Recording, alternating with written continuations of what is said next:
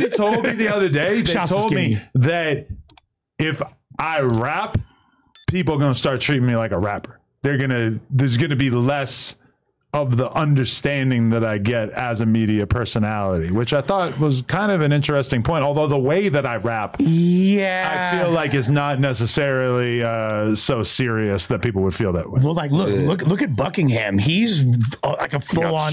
Yeah, like Buckingham's a full on drill. He got busted. He got busted. Did he get hit though? So okay, Skrilla. My thing is, all right. So this is what happened.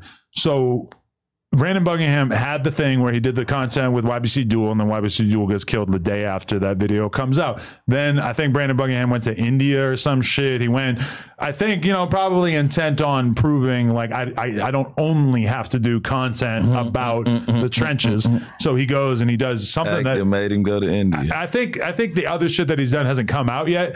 But then after that, he goes to Chicago. Who's he link up with? Q50, who's alleged to have like 8 bodies. He's like Lil Jeff and Lil Scoom's best friend. And then he's also with Skrilla. Skrilla's out there doing his little Chicago tour. I think for the first time.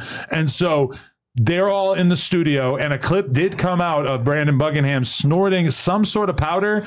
Now, I would think that Brandon Buckingham would probably be more likely to snort cocaine than a perk. No, it wasn't a perk. Q50 and them are snoring perks. So I don't know exactly what he was doing in there, but either way, this shit was white. I think Q50 was probably on some hot shit. Like they're all posting shit like while they're still in the studio, I'm pretty sure. So then they leave the studio, and keep in mind, this Buddha G told me this is where her hood is at too. So she's saying like this is a crazy ass area. And I mean, it seemed like, I don't want to throw myself in this too much, but it seemed like risky road. Some dudes from over there are maybe not claiming it, but at the very least seeming like they had access to this information like way before other people did. But allegedly, Q50, Skrilla, Brandon Buckingham, et cetera, are all walking from the studio to their car or wherever they were staying at. They got sprayed up. I believe Skrilla may have been hit, although we have seen videos of him since then. So if he did get hit, he seems like he's fine. Just a flesh wound, but I don't think we've seen any content of Brandon Buckingham since then. I don't think he's tweeted. Please correct me in the chat if I'm wrong. I don't think there's been anything on Instagram, which is kind of scary because that makes you feel like, holy shit, did he get hit? Like, and you've seen rumors. I've seen people saying, oh, he got hit in the neck. He got whatever. I mean, craziest fucking arc ever if he actually took a shell from this scenario. Well, he did the joint with Duel, right? Yeah. And then he did... Who he was also rapping with. Well, that's what I'm saying. He really getting in the streets, he's know? On, like, and he chose eyes. Fools are dissing ops on the record, all that shit. You feel me? Then he goes... Mick Buckingham. You feel me? The Mick thing is about one of Duel's dead ops. Yeah. Right. And then he made a whole other song called Internet Thugs, I think it's called, right? Oh, that's where he was going to act. Yeah. He diss and act, but you're not doing these type of records where you're, so I think that you'll still get the same liberty as you do as a podcaster and or a media, enabling you to move a little bit. You gotta be careful about what you say, end of the day, you know. Of course, but that's the same thing. Like what you say on this podcast, you're going to be held accountable for. He did a song with Big Troll Sad. What are you talking about? Hard song, an anthem. Big Op.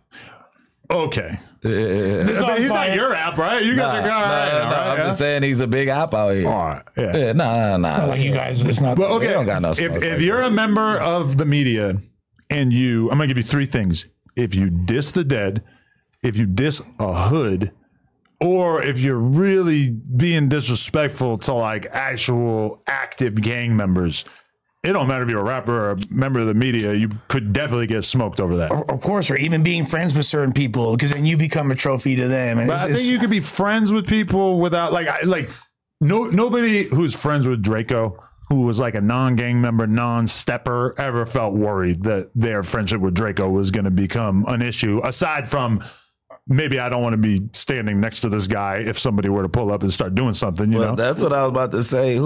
That shit had nothing to do with YBC Duel, though. They didn't come busting that. No, in Chicago? They came to come put belt to ass. I mean, there's a lot of people who want to kill Q50. Yeah, that's what I was saying. He just was in the way. I don't think this is like, oh, I told you so about the bullshit, but it's like, stay your ass about them trenches. You're hanging with the wrong crowd and you're around the wrong people. And number one, number two, you're trying to take these fools from the hood and put them in better situations. You took this kid, brought him out the hood and brought him to another hood where he got shot at. But I mean, part of the appeal of Brandon Buckingham is the fact that he goes to all these treacherous ass hoods and he looks comfortable as fuck. He's getting drunk as shit. He outside. He don't got security. He's just acting like it's all good. And to be real, like most hoods you go to, it is mostly all good until you end up in a situation. It's all bad. Yeah, until it's all bad. Like, you know, I've been to the Bounty Hunters a couple of times. All good vibes. Because it's their hood, you know? So it's like a fortress. But you go to the fortress, you're going to be cool. Yeah. You walking down the street on a block where it's easy for somebody to just dip by and spray your ass up. Now we're talking about a totally different situation. Yep. 1000%. And I don't think that. That's what I was on with the Swifty vlog. That's what I'm like, man, shit, we hit these coders on feet. Like, hold on. We were kind of wilding for that one. Yes. Let's be real. It turned out okay. Well, I mean, the restaurant that we went to got firebombed that night. So, I mean, I was on my security ass. That's back when YBG was just, man, you ain't looking at the car. Nigga, you better look inside that motherfucker, man. Make sure you know who pulling up. This nigga is green lighted. Like, hold on. Yo, I really got reminded of like how, like, because I always like kind of talk to people about going to Chicago and think about it and then it doesn't end up happening or whatever. But I heard about that Brandon Buckingham shit. And then one of the most lit channels on YouTube right now for like street shit is On the Couch TV. Shout out to them. You gotta hit it like a bog, bro. It's a blood. No, this is like the best weed, right? Yeah, but you don't have to put it like a bog. What do you mean? What a ball? What do you mean by a bong? Oh, you gonna make it run. We're gonna talk about YouTube soon. But I'm watching On the Couch TV narratives now. And fucking they're just like, he's interviewing these fools on the street.